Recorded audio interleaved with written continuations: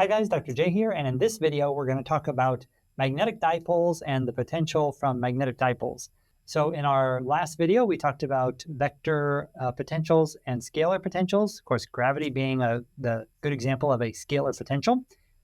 And magnetics is going to be a little bit different because it's really going to be a vector potential most of the time. In certain cases it's going to simplify down and be a scalar potential. We'll talk about that. I think maybe we mentioned that last time as well. And what we want to do today is really set up the machinery that we need to have, the mathematical machinery, kind of the geometry of thinking about a magnetic dipole and how that works, and because it is different from a gravity potential problem.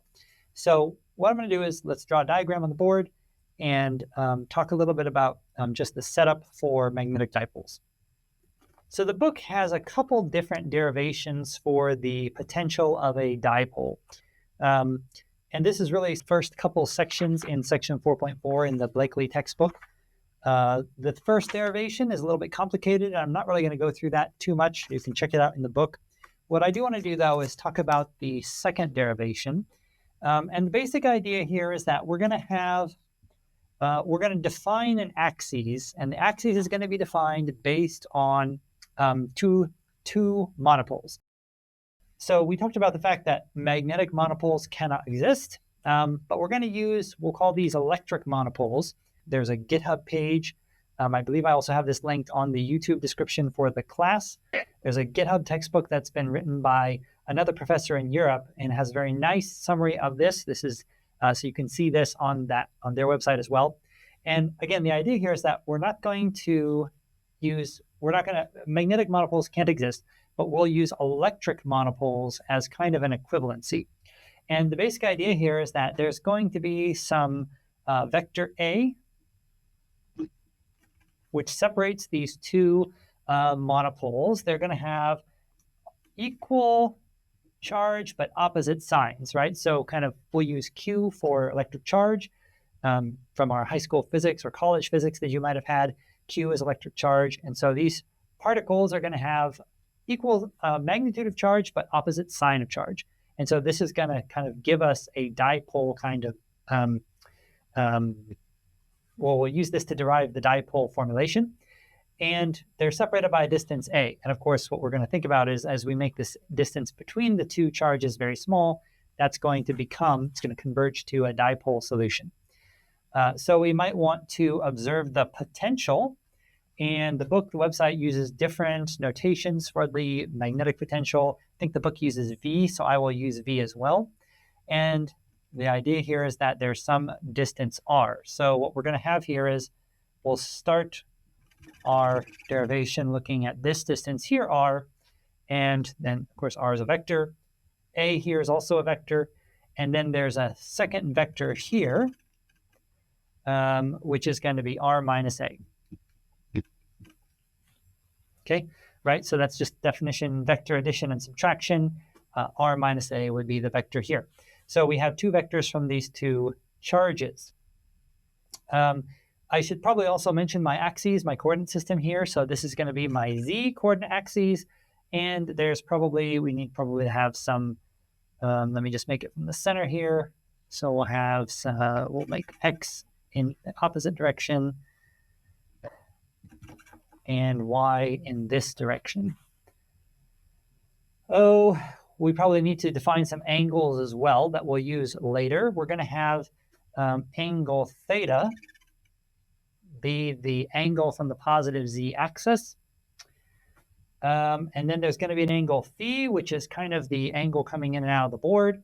We're going to ignore that. This is going to end up being axis symmetric around the Z axis. So we'll be able to kind of ignore that angle. That's going to be our angle phi.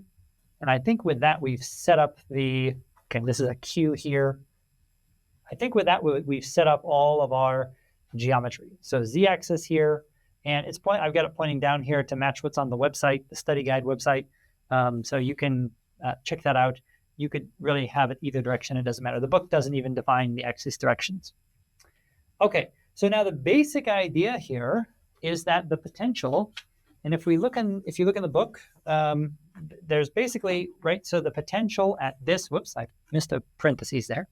The potential at this point R, again, R is a vector, here's our potential. The potential is going to be, at this point, just the sum of the potentials of the two monopoles. So if we think about V of R, V1 of R, and V2 of R, where these are, maybe this is V1 of R, and I should not say R here, it's going to actually be V2 of R minus A. Okay, so, right, so this is just the basic idea. We have point here, we want to get the potential at that point, the potentials are going to sum, and so the potentials are just the sum of the potentials from the two electric monopoles. And so now we can imagine trying to calculate out what that would be. The thing that we're going to use then is that the potential for a single, so if we just take V1 of R, for example, that potential is going to be given by something with the charge divided by the distance. This is just the potential from a single electric charge. And what am I missing here? I'm missing a constant. So we've been talking about our constants. We'll come back to this constant later. Okay, so here's our potential for a single monopole, and now we've got two monopoles, right? So what we can do is we can just write out the potential. V of R is equal to V1 of R, so that's going to be a minus Q divided by R. R here, this here is going to equal the magnitude of the vector R, right? Okay, so then we've got Cm. I can rewrite this as the magnitude of the vector, plus V2 is going to be plus Q, and then we're not going to have the magnitude of R, we're going to have the magnitude of R minus A, and then we'll still have our constant. Okay, so that's our potential from these two monopoles, okay, electric monopoles. Right, so now let's just rearrange this a little bit. So we're going to come down here. So our constant pulls out, and then we have, we'll just say Q over R minus A. And then again, Q is our charge, so don't forget that. And then we'll have minus Q over R. And I need to pull out my constant, so here's my Q out here. So now we have this is our potential for our two monopole systems. And what can we do with this thing? The key thing here is going to be to note that we can kind of rewrite this term as we can expand that term with a Taylor expansion and then just keep the first term. So this is like 1 over the square root of these individual terms squared. Take the sum of those and then take the square root. That's a norm. So we're going to take the Taylor series expansion of that. We're going to keep just the first term. And I'm not going to go through all that math, but that's going to basically turn into the following.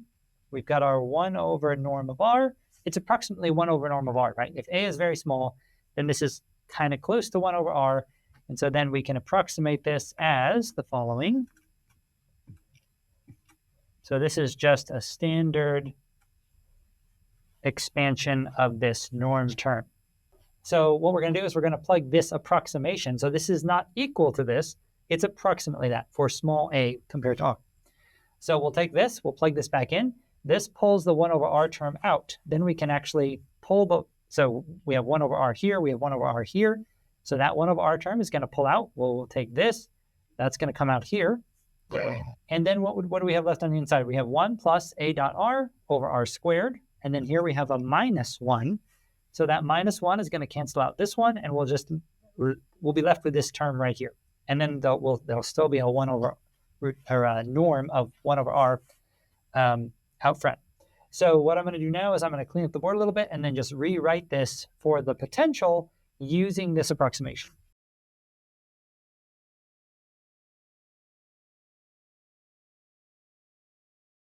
So now what we have, and in fact, let me pull this down. So now what we have is the potential at the point R is approximately constant times Q, which is the charge, times A dot R, that's this vector dotted into this vector, divided by the magnitude of R cubed. And I say it's approximately because what we've done is in order to get this result, we've taken the approximation and taken the first term of this norm term here. We have this. So what does this look like? This looks like, this term here looks something like A dot R over R cubed, right? So that's just taking this part here, kind of isolating it by itself, and then we're taking A dotted into that. This is a magnitude, so that means it's a scalar, a norm, a scalar norm. And so then this is just, we can write this like this just as easily. So what does this look like? Hopefully you remember from our chapter on gravity potential, this is what the gravity potential looks like. And in fact, we can write this in a slightly different way. Let me write it this way, actually. We'll write this as A dot gradient of 1 over R. Gradient of 1 over R. And this is the gradient with respect to the observation point. So if we called that point P before, this is the gradient with respect to P of our point R. And it's the projection of that gradient onto the vector A. That's like the Green's function for the potential field, the gravity potential field. So we have this gradient term of 1 over R being a vector, and A is also a vector. Got to make sure my vector lines are in there. And we're dotting that into this dipole. We'll call this the dipole arm or the dipole length or the dipole vector, called dipole vector. This is the potential, and I can even rewrite this now. So now we have put into mathematics the form of the potential for two electric monopoles. And now the last step is to turn this into something which makes sense for magnetics and not electrostatics. So what can we do here? We are basically going to take this little thing. What is this? This is a charge times a vector of some kind, and we're going to call that our magnetic moment. Magnetic moment. This should kind of make sense, right? Because a moment, if you remember from college physics, a moment is like a torque. It's some kind of force through a lever arm. You can kind of see this is it's a plus and then a minus, and they're separated by a distance. That's the classic kind of definition of a moment. I always think of torque. That's just what I'm more familiar with from everyday life. But we use the physics term moment to describe this kind of a setup. And so this is going to be how we describe our magnetic moment. It's a charge multiplied by some vector that separates the two monopoles.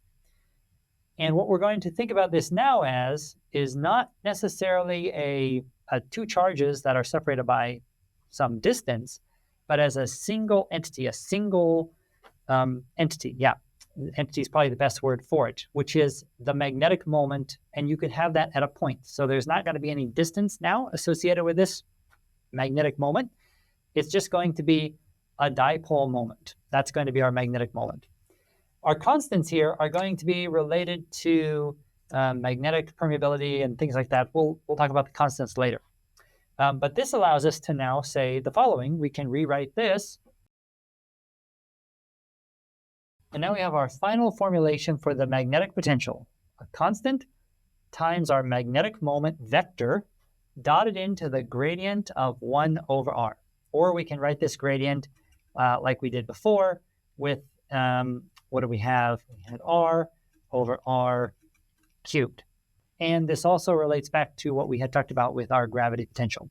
So this is going to be our magnetic potential. The equation just before section 4.5 on page 75, that's going to be our magnetic potential. The dipole moment, M, dotted into the derivative with respect to our point P of 1 over R, and our constant there. There's also a negative sign. So again, the negative sign is a matter of convention, but I can include it, throw it in there.